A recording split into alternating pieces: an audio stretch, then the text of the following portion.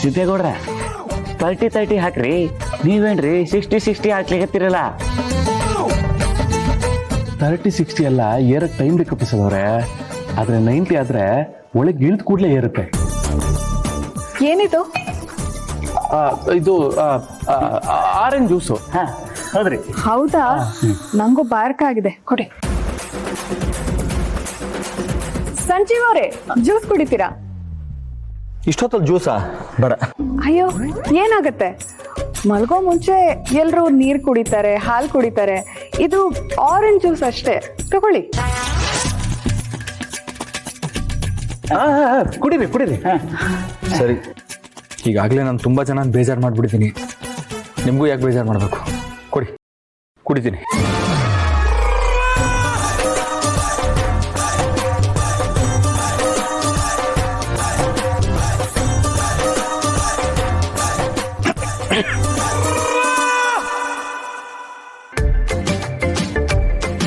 Taste ಒಂಥರ ಇದೆ, ಒಂಥರ ಕಹಿ ಕಹಿ.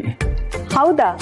ಮೋಸ್ಟ್ಲಿ ಬೀಜ ಜೊತೆ ಮಿಕ್ಸ್ ಮಾಡಿರ್ಬೇಕು, ಅದಕ್ಕೆ ಕಹಿ ಬಂದಿರುತ್ತೆ. ತಗೊಳ್ಳಿ, ಇದನ್ನ ಟ್ರೈ ಮಾಡಿ. ಬೇಡ, ಸಾಕು. ಏನ್ ಸಂಜೀವ್ ಅವರೇ, ನಿದ್ದೆ ಮಾಡಕ್ ಹೋಗ್ತಾರೆ ನಿಮ್ಮನ್ನ ಕರೆದು ಒಗರಿರೋ ಜ್ಯೂಸ್ನ ಕೂಡಿಸಿ ಕಳಿಸಿದ್ರೆ ನಮ್ಮ ಮನ್ಸಿಗೆ ಒಳ್ಳೇದಾಯ್ತದ? ಕುಡೀರಿ.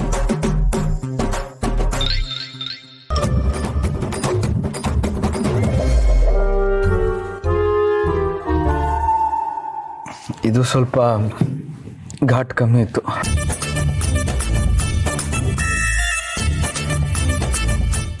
ನನ್ನ ರೂಮಲ್ಲಿ ಸಂಜಯಪ್ಪ ಮಿಸ್ಟ್ರ, ನಾವೀಗ ರೂಮ್ ಹೊಂಟಿಲ್ರಿ, ಡೈರೆಕ್ಟ್ ಮನೆಗೆ ಹೊಂಟಿವ್ರಿ.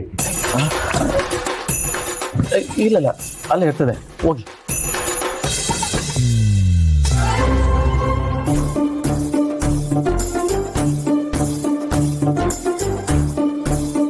ಸಿದ್ದೇಗೌಡ್ರೆ, ನಮ್ಮ ಸಂಜೀವಪ್ಪ ಮೇಸ್ಟ್ರಿಗೆ 30-30 ಅಂತೇಳಿ ಜಾಸ್ತಿನ ಕೂಡಿಸಿಬಿಟ್ರಲ್ಲ, ಅಲ್ಲಿ ಹೋಗಿ ಏನಾದರೂ ಹೆಚ್ಚು ಕಮ್ಮಿ ಆಗ್ಬಿಟ್ರಿ?